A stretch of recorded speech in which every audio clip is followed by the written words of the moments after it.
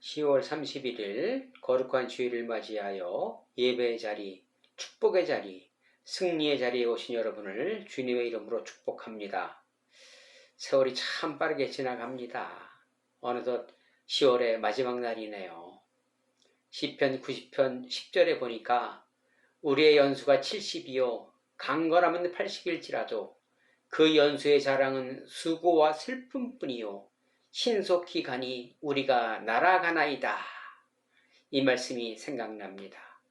수고와 슬픔뿐인 인생이 신속히 가나니 날아갑니다. 정말 세월이 날아가고 있습니다. 언제 이렇게 어디로 나이를 먹었는지조차 기억이 없습니다. 제 기준으로 볼 때 이제 살 날이 산 날보다 훨씬 짧습니다. 이 짧은 시간 어떻게 살아내야 할 것인가 도전받아 보겠습니다. 오늘 저와 여러분의 주신 말씀을 봉독해 드리겠습니다. 사도행전 19장 15절 이하의 말씀입니다.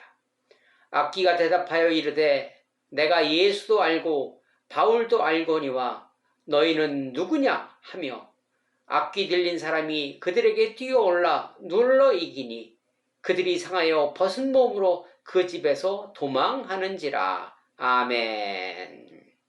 에베소서 6장 11절 말씀입니다. 마귀의 관계를 능히 대적하기 위하여 하나님의 전신갑주를 입으라. 아멘. 사랑하는 성도 여러분, 지난 한 주간 어떠한 삶을 살아내셨습니까? 아무 일도 일어나지 않는 것이 기적의 삶입니다. 이 기적의 삶은 하나님의 도움이 없이는 절대 이룰 수 없는 것입니다. 기적의 삶이 하나님의 도움이었다는 분과 그렇지 않다고 생각하는 분도 계실 것입니다. 어느 분의 간증을 들어보니 교통사고로 인하여 온몸이 성한 곳이 없었는데 유일하게 왼손을 쓸 수 있었다고 합니다. 남아있는 왼손으로 성경책을 넘길 수 있었던 것이 가장 감사하였다고 합니다. 일상에서의 작은 감사가 우리를 행복하게 합니다. 감사는 있는 것에서 찾는 것입니다. 감사는 가까운 곳에 있습니다. 매 순간 감사로 기적의 삶을 누리시기를 부탁을 드리겠습니다. 본문은 하나님께서 바울에게 능력을 주셔서 그 능력을 행하였더니 많은 병자들이 고침을 받고 심지어 악귀도 떠나는 기적과 이적이 일어났습니다. 이것을 본 몇몇 유대인들이 바울을 흉내내어 악귀 들린 자들에게 흉내내었더니 악귀가 물러가는 것이 아닌 악귀 들린 자들이 너는 누구냐 하면서 그들을 이기었고 혼비백산 도망하였다는 이야기입니다.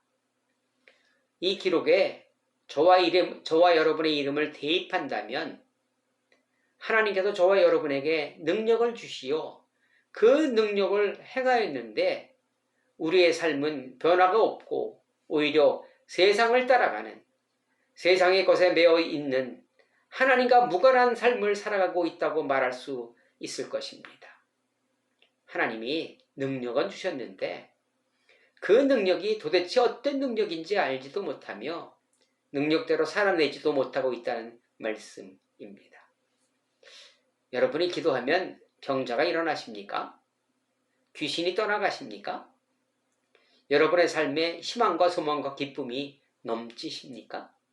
아니면 무기력하게 세월만 낳고 계십니까? 주변의 이웃들이 여러분을 예수님 믿는 사람이라 인정하고 계십니까? 나로 인하여 창조의 질서가 회복되고 있습니까? 예수님 믿는 사람들이 빛과 소금의 역할을 감당하고 있다고 생각하십니까? 나와 세상이 변하지 않는 것은 내가 혹 예수님을 믿고 있다는 흉내만 내고 있어서는 아닌지 생각해 보아야 할 것입니다. 시편 136편 2절에 보니까 신들 중에 뛰어난 하나님께 감사하라 이렇게 말씀하십니다. 저와 여러분이 믿고 있는 하나님은 시시한 하나님이 아니잖아요. 세상을 창조하신 분인 동시에 모든 신들 중에 가장 뛰어난 신이기도 합니다. 감히 대적할 신이 없는 무소불위의 하나님이십니다. 그러나 그분의 자녀들인 저와 여러분의 삶은 사뭇 다른 것 같습니다. 이유가 무엇일까요? 제 생각으로는 우리가 하나님의 흉내만 내고 있는 것이라 생각해 보았습니다. 하나님은 하나님의 방법이 따로 있고 세상은 세상의 방법이 따로 있습니다. 세상의 방법과 하나님의 방법이 싸우면 승패는 이미 결정된 것인데 우리들의 승패는 따놓은 당상이 아닐 때가 참 많습니다. 이 사실은 여러분들도 인정하실 것입니다. 우리는 하나님의 방법대로 살아간다고 하지만 실제로는 나를 기준해서 하나님의 흉내만 내고 있다는 반증일 수 있습니다. 오늘 주시는 하나님의 방법을 다시 배우고 실행한다면 우리와 똑같은 바울과 엘리야와 같은 일을 우리도 할 수 있을 것이며 날마다 새로운 희망과 소망과 기쁨과 환희의 삶을 살아낼 수 있을 것입니다. 그 방법을 제시하는 말씀이 에베소서 6장 전신갑주의 말씀이라 생각해 보았습니다. 누가복음 15장에 여러분 탕자의 비유가 있잖아요. 이 탕자는 왜 집으로 돌아왔나요? 네, 그것은 집을 떠났기 때문에 돌아올 수 있었던 것입니다. 저와 여러분들도 탕자이기에 돌아갈 곳이 있으며 돌아갈 기회가 지금입니다. 6장 10절에 보니까 끝으로 너희가 주 안에서와 그의 힘의 능력으로 강건해지고 이렇게 부탁합니다. 주 안에서 산다는 것은 무기력에 빠지는 것이 아닙니다. 무기력에서 벗어나는 것입니다. 여러분, 바람 빠진 타이어가 타이어를 가지고는 자동차가 오래 달릴 수 없듯이 성령이 함께하지 않으면 우리의 삶은 무기력해질 수밖에 없다는 것입니다. 성령은 활기죠, 활기. 사도행전 1장 8절에 보니까 오직 성령이 너에게 임하면 너희가 권능을 받고 이렇게 얘기합니다. 이 권능은 헬라어로 두나미스입니다. 여기서 영어로 다이너마이트가 파생이 됐습니다. 폭발하는 심, 즉 성령은 폭발하는 심이라는 것입니다. 은혜를 받으면 우리 마음속에 하나님의 생기로 폭발한다는 것입니다. 가득 찬다는 것입니다. 내적인 뜨거움이 올라오는 것입니다. 권능을 받기 위해서는 하나님과의 접속을 유지해야 합니다. 유지하지 않으면 여러분 힘이 오래 가지 않습니다. 유지하면 강건해지며 영적 싸움에서 이길 수 있는 원동력이 확보된다는 것입니다. 그러나 유지하는 척 한다면 흉내만 내어서는 유지할 수 없는 것입니다. 수도를 연결한 후에 여러분 수도꼭지를 틀어야 물이 나옵니다. 연결만 하면 절대 물은 나오지 않는 것과 마찬가지입니다. 11절에 마귀의 관계를 능히 대적하기 위하여 하나님의 전신갑주를 입으라 이렇게 말씀하십니다. 여기서 군사적 용어를 사용했지요. 군사적 용어는 강한 이미지입니다. 우리가 생각하고 있는 기독인의 이미지는 선하고 부드러운 것이나 오늘 본문에서 강조는 기독인은 전사가 되어야 된다는 강한 의미입니다. 전사로서 마귀와 싸워야 한다는 의미입니다. 얌전히 있어서는 전쟁에서 승리할 수 없기 때문입니다. 이 마귀는 헬라어로 디아폴로스입니다. 악한 영들의 우두머리. 또한 요한복음 8장 44절에 거짓의 아비, 요한계시록 12장 9절에 온 천하를 속이는 자로 성경에 표현되고 있습니다. 마귀의 특색은 고린도후서 11장 14절 사단도 자기를 광명의 천사로 가장하나니 이렇게 얘기합니다. 그러므로 싸울 때 그의 영을 분별해야 합니다. 광명의 천사로 가장하기에 영적 분별력 매우 중요한 것입니다. 마귀가 하는 일은 죄와 타협하며 살도록 우리를 조종합니다. 아이, 뭘 그래. 사람이 융통성이 있어야지. 왜 이리 까칠해. 이봐, 기름을 쳐야 잘 돌아가는 법이야. 이렇게 우리를 유혹한다는 것입니다. 남들도 다 해. 유혹은 내가 가장 취약한 부분을 공격합니다. 돈에 약한 사람, 술과 여자의 권력에 소심한 성격, 강한 성격 등 나의 이런 부분을 가장 잘 알고 틈을 만들어 파고듭니다. 사단은 우리를 죽이고 파멸시키기 가장 좋은 타임에 사건을 만들어 터뜨립니다. 그러기에 우리는 정신 차려야 하는 것입니다. 좋은 것이 좋은 것이 아닌 옳은 것이 좋은 것입니다. 그들은 매우 매력적인 모습으로 위장하여 다가옵니다. 내 욕망에 좋은 것을 제시하면서 그러나 홀리면 마귀에서 벗어날 수 없습니다.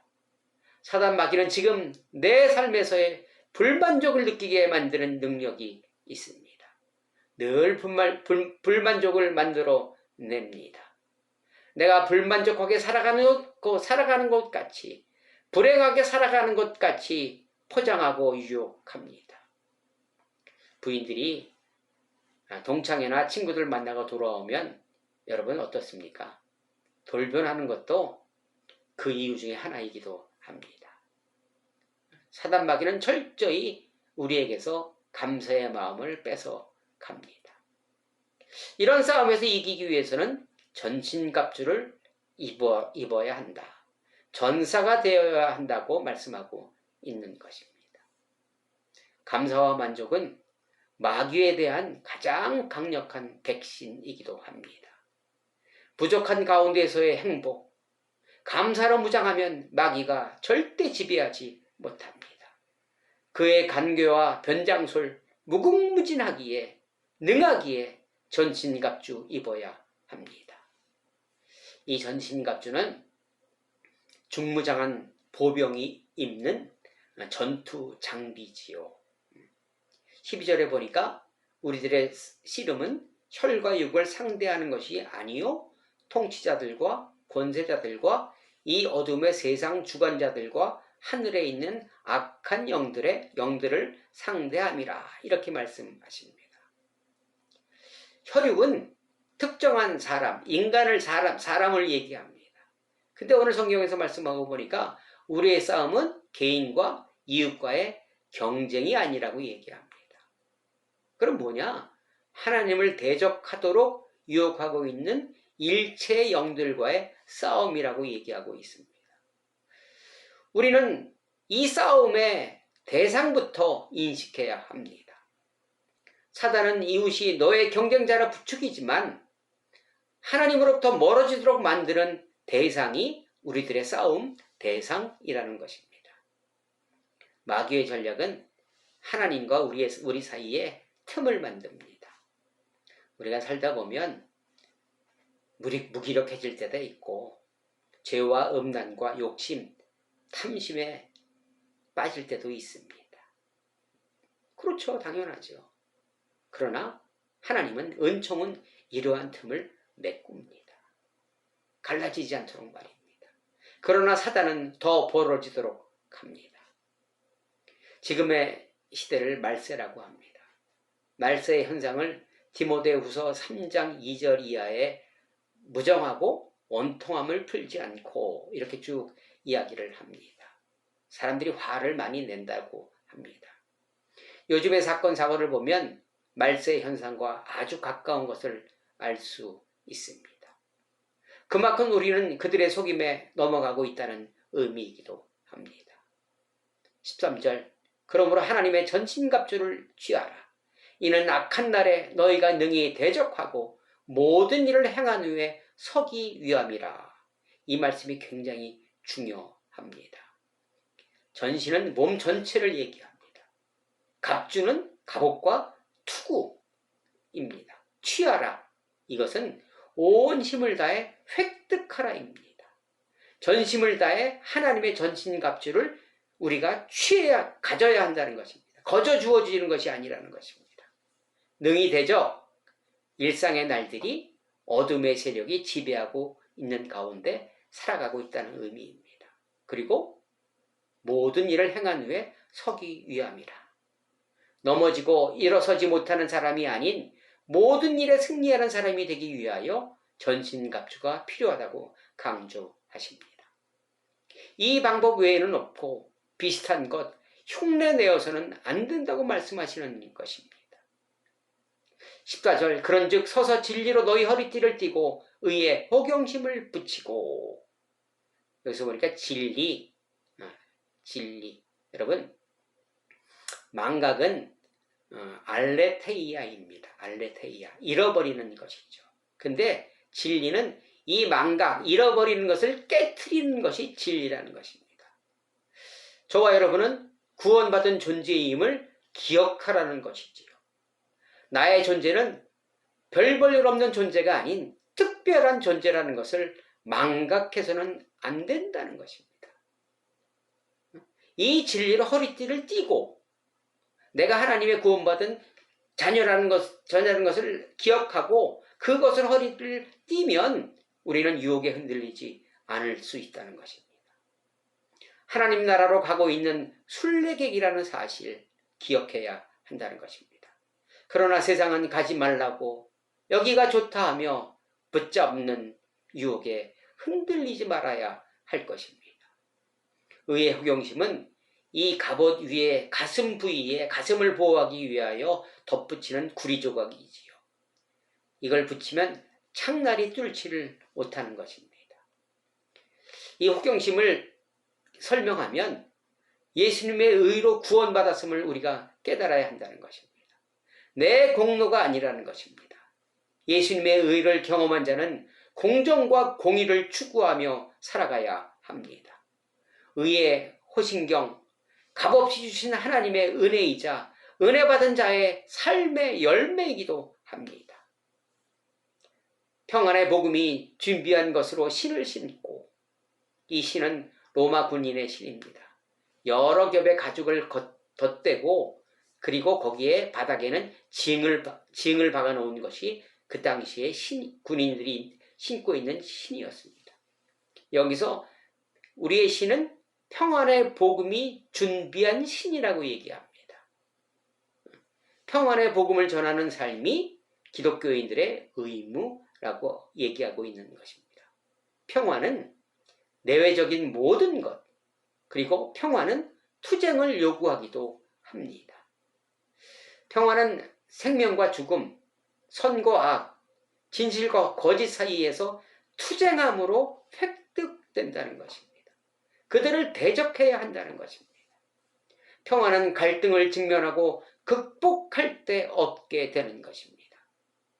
가짜 평안을 구분하여 거기에 굴복하지 말아야 한다는 것입니다. 에레미야 6장에 보니까 하나냐 선지자가 에레미야는 포로로 잡혀가는 것이 하나님의 뜻이다 얘기하지만 하나냐 선지자는 아니다. 하나님은 우리에게 힘 주신다. 여기서 싸워야 한다. 평강하다. 이렇게 얘기합니다. 거짓 선지자들은 다 잘 될 것이라고 얘기합니다. 평강할 것이라고 얘기하지만 하나님은 그것은 거짓말이다. 참 평강은 없다고 말씀하십니다. 우리들은 거짓 평화 깨트리며 말해야 합니다. 참 예언자들은 사람들에게 환영받지 못합니다. 왠지 아십니까? 사람들이 듣고 싶은 이야기를 하지 않기 때문입니다. 요즘 기독권에 도전하는 사람들을 나쁜 사람으로 오도하고 있는 것도 지금의 현실입니다. 그러나 우리는 손해를 감수하고 하나님의 뜻을 따르는 것이 평안의 복음을 전하는 것입니다.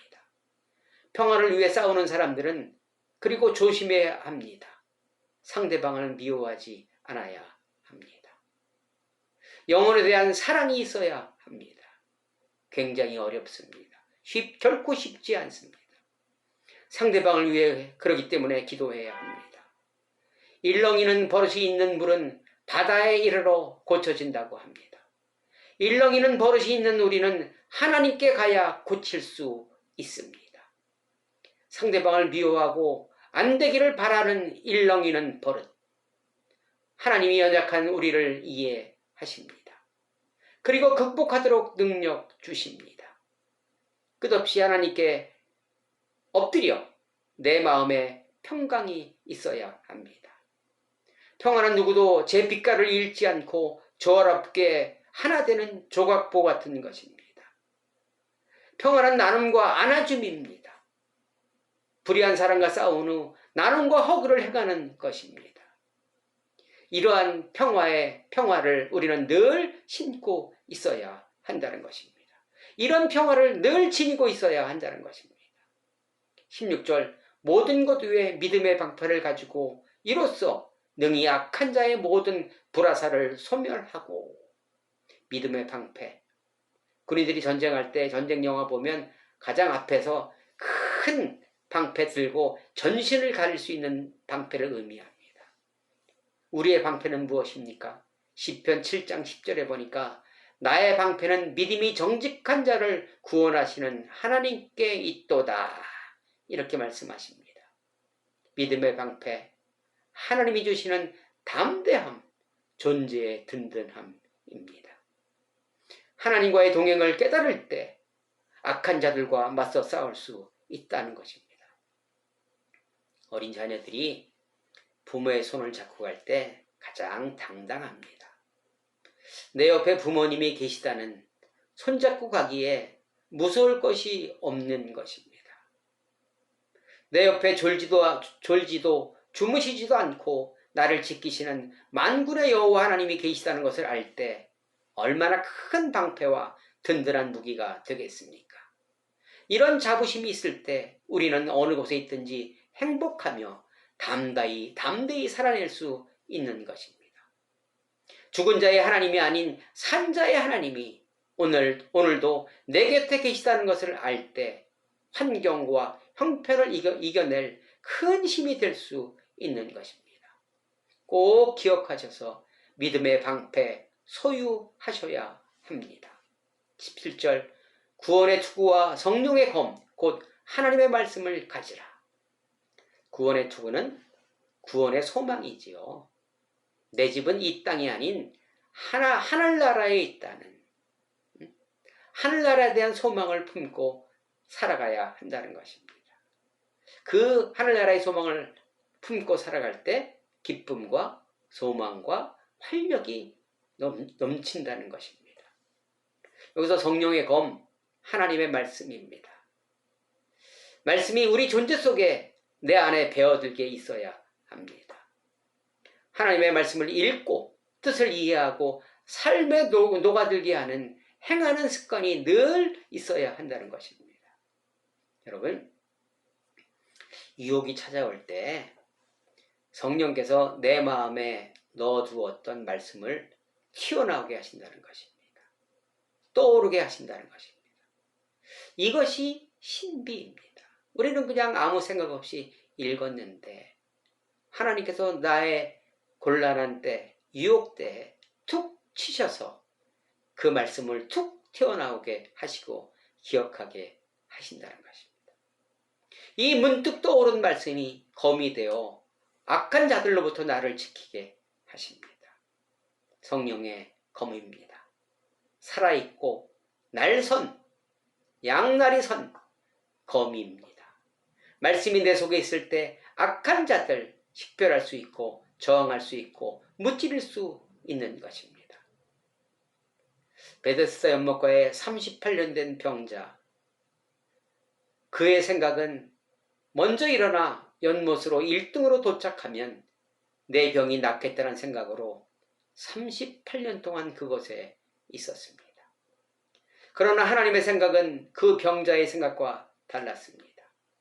경쟁하지 않아도, 의식하지 않아도 내 생각을 포기하면 행복한 삶을 누리며 살아갈 수 있다고 말씀하시는데 고집을 버리지 못한 세월이 38년입니다. 내 기도 제목을 정하고 심지어 방법까지 정해놓고 이렇게 해주세요 했던 세월이 얼마입니까? 이제는 세상의 방법과 생각과 방법을 버리고 나를 따라오라 말씀하고 계십니다.